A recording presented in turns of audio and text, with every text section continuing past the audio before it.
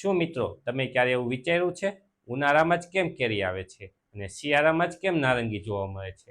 હા મિત્રો, ઋતુ પ્રમાણે જે ફળ આવે છે તે કુદરત સ્વરૂપે એક ગિફ્ટ છે. તો મિત્રો, આજના વિડીયોમાં આપણે કઈ ઋતુમાં કયું ફળ ખાવું જોઈએ, કેવી રીતે ખાવું જોઈએ અને શા માટે ખાવું જોઈએ, આ ઉપરાંત તેની કેટલીક ટિપ્સ કે કેટલાક ફ્રૂટ ખાધા પછી પાણી ના પીવું જોઈએ. તો પહેલા આપણે ઉનાળામાં શું ખાવું જોઈએ તેના વિશે વાત કરીશું. ઉનાળો એટલે માર્ચથી જૂન મહિનો. ઉનાળો એટલે 40 ડિગ્રી અને બહુ તાપ સાથે પાણીની બહુ જરૂરિયાત. અહીં એવા ફ્રૂટ આવે છે કે શરીરને આપણે હાઇડ્રેટ કરી શકીએ, જેમ કે તરબૂચ, જેમાં 92% જેટલું પાણી આવેલું હોય છે. જેમના ઘરમાં તરબૂચ ન હોય એવી રીતે કહો કે પાણી પીધું નથી.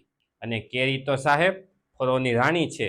ખાલી સ્વાદિષ્ટ જ નથી, પરંતુ તેમાં કેટલાક પ્રકારના પોષક તત્વો પણ છે. કેરીમાં વધુ પ્રમાણે beta carotene, antioxidant, vitamin A અને વિટામિન સી આવેલા હોય છે, જે આપણા શરીર માટે ખૂબ જ ફાયદાકારક છે. પરંતુ અમુક હદ કરતાં વધુ કેરી ખાવાથી આપણા શરીરને નુકસાની પણ થઈ શકે છે. વધારે ગરમી પડે ત્યારે કેરી ઓછી ખાવી જોઈએ. તો બીજી વાત કરીશું ચોમાસામાં કેવા ફ્રૂટ ખાવા. ચોમાસું એટલે જુલાઈથી સપ્ટેમ્બર મહિનો. વરસાદ આવે એટલે ગંદકી, વાયરસ, બેક્ટેરિયા અને સાથે આપણા પાચન તંત્રને ધીમું પાડે છે. તો આવી સિઝનમાં વધુ પ્રમાણમાં જામફળ ખાવા જોઈએ. અને જામફળ એટલે વાવા. જામફળ કાચું હોય ત્યારે તો ખૂબ જ મસ્ત લાગે છે, પરંતુ પાકે ત્યારે તેમાં કેટલાક આરોગ્ય તત્વો આવેલા હોય છે જે આપણા શરીર માટે ધન્યવાન છે. જામફળમાં વધુ પ્રમાણમાં ફાઇબર, વિટામિન સી, એન્ટીઓક્સિડન્ટ અને પોટેશિયમ આવેલા હોય છે, જે આપણા શરીરને રોગપ્રતિકારક શક્તિ વધારવામાં મદદ કરે છે. તો ચાલો હવે આપણે ત્રીજું, શરદ ઋતુમાં કેવા ફ્રૂટ ખાવા જોઈએ. શરદ ઋતુ એટલે સપ્ટેમ્બરથી નવેમ્બર મહિનો. આ ઋતુમાં મોસમ બદલાય છે એટલે વાયરસ ફરીથી આવે છે. તો આ સિઝનમાં ડાયડમ ખાવું જોઈએ.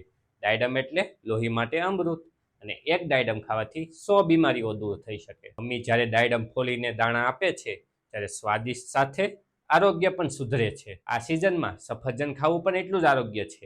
એક સફરજન બરાબર ડોક્ટરને દૂર રાખે.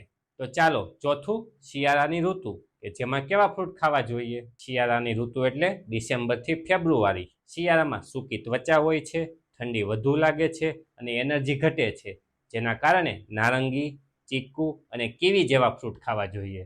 નારંગી એટલે વિટામિન સી પાવર હાઉસ, જે આપણા શરીરને એનર્જી આપવામાં ખૂબ જ મદદ કરે છે. કીવી એટલે નાનું ફળ, પણ તેનો પાવર એટલો છે કે તે હાડકાં અને ત્વચાને શ્રેષ્ઠ બનાવે છે. આપણે શા માટે સિઝન ફ્રૂટ ખાવા જોઈએ. સિઝન ફળ એટલે કેમિકલ ઓછા અને પોષક તત્વો વધારે.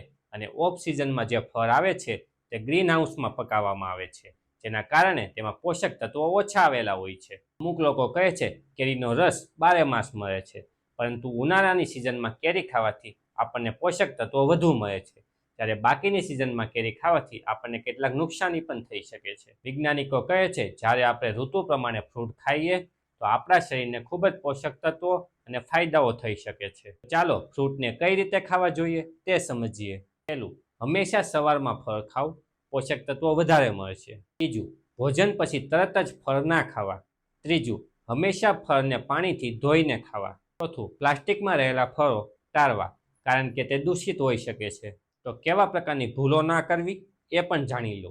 પહેલું, દિવસના બીજા ભાગમાં મીઠા ફળ ખાવા, જે બ્લડ શુગરને વધારે છે. બીજું, તાજા નહીં છીલેલા ખાવ, પોષક તત્વો ઓછા થાય છે. અમુક લોકો કહે છે જ્યુસ પીવું જોઈએ, પરંતુ જ્યુસમાં ફાઇબરનું પ્રમાણ તો નીકળી જાય છે, જેથી ફાઇબર મેળવવા માટે આપણે આખા ફળને ખાવા જોઈએ. મિત્રો, આજે તમે જાણી લીધું કઈ સિઝનમાં કયા ફ્રૂટ ખાવા, શા માટે ખાવા અને કેવી રીતે ખાવા. આ વિડીયો તમને ઉપયોગી લાગ્યો હોય તો લાઈક કરો, શેર કરો અને કોમેન્ટ કરો. સાથે સબસ્ક્રાઇબ કરવાનું ભૂલશો નહીં. અને હા, અમારી કોમેન્ટમાં તમારું ફેવરિટ ફ્રૂટ કયું છે તે જણાવો.